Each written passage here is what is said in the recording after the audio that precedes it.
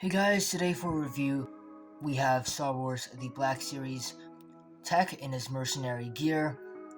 He is from Star Wars The Bad Batch, as shown by the dark red border on the box, as well as the dark red tint on the side mural. I'm not sure if this is a new one for this character because his armor really hasn't changed, and they didn't really need to make a new one. They could have just reused the Season 1 version, which I don't actually have, so I can't compare them. Turning the box around, you can also see that there's a picture of Tech, which is the exact same one they used on the front of the box, and there is also some short descriptions of the character in different languages, and of course, it says he's number 16 in the lineup. On the last side of the box, you can see that it clearly says plastic-free packaging, which is, I think, set to retire after this wave, and it also gives some dimensions of the figure itself. This figure is supposed to be released on the 15th of July, but I have already found Hunter, Tech, Echo, and Wrecker in stores in EB Games, and I also know someone who's already seen Omega and the Clone Commando, so these new figures are slowly popping up ahead of their release date in Australia. Anyway, without further ado, let's take a look at the figure itself.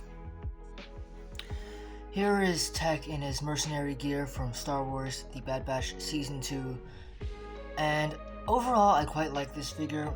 I especially like how they replaced the dark red highlights with orange ones. I think they pop a lot on Tech's gray, and the dark blue pants also look quite good.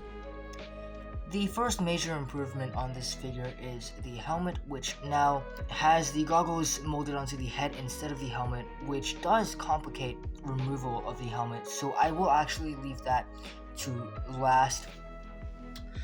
Firstly, I wanted to take a look at the arms, which do have some accurately molded detail on the van braces and the forearms and such. I do really like the brown strap right there.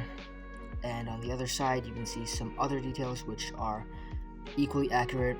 Unfortunately, he only comes with one pistol and one trigger finger, noticeably absent on his left hand, which is slightly unfortunate because he does dual wield most of the time in the show, but we don't really see trigger hands on the left hand that much in Black Series figs, so which is a reason why I recently switched to the vintage collection instead. Taking a look at the belt though, I think this is essentially the same mold they used for Season 1 Tech, although I don't have that figure so I can't compare them. The same removable tools, I think. They don't really interact with Tech because his hands can't grip them. These are way too small, but they do remove quite easily, and you just slot them back into their holes on the belt. There's a little less paint applied though, because on the original figure, the cylinders on the side of this pouch had silver paint applied, and these two buckles right here had also received silver paint, but yeah, unfortunately those details aren't present on this figure. The legs have a very nice range of motion though, just slightly restricted by the pouch on one side and the tools on the other, but he doesn't really need that motion. Can swivel about 270 degrees, I think. The side pads on the thighs do restrict that. This is on both legs. Do really like the knee pad as well, with those orange highlights. The knees go back, I think 90, and they don't actually go up because these knee pads do restrict that motion. They do swivel 160 degrees though, and these brown straps are also on both sides of the legs. Feet go up and down, have a very nice range, not so much upwards, but also go side to side, and this is on both feet. And overall, the articulation is great. The arms also go up this way. I think they rotate all the way. Has some really nice up and down motion as well. Doesn't have any down or backwards. Only goes straight. Hands do swivel. This one is on the up and down joint, and the left one is on the side to side. The back also has the attachment for the backpack. This is just clipped on with a T-peg. I think they also updated the backpack slightly.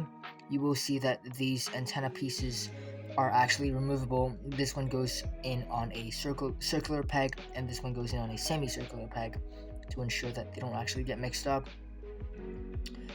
There's also some nice orange applied onto the backpack, and of course it just clips on like that, no problems at all. Last but not least, the helmet, which is why a lot of people will want this figure.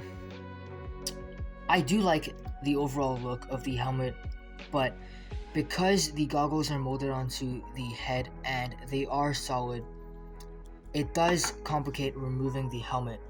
So to remove the helmet, you will have to wedge it really tightly. You will hear the plastic creaking because that is the result of the force you need to apply. So you pull it upwards, and you will see that it comes off like that.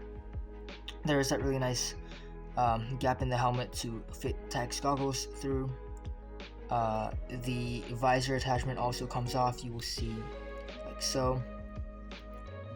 And there is also the orange stripe on the back. And looking at Tech's head does look fairly accurate to how Tech would look if he was done in the realistic style, which I do like. I also really like the goggles that are molded onto the head, and the trans yellow plastic that allow his eyes to shine through. If my camera will focus, you can see his eyes, which again look quite accurate. And there is some motion, not too much, but I don't think Tech really needs that much. You can look up, down, sideways, a little bit of sideways motion there. And unfortunately, wedging the helmet back on is going to be the hard part. So I'd suggest going in like this, just reversing the motion you did, and you will see that I am stretching the helmet like that.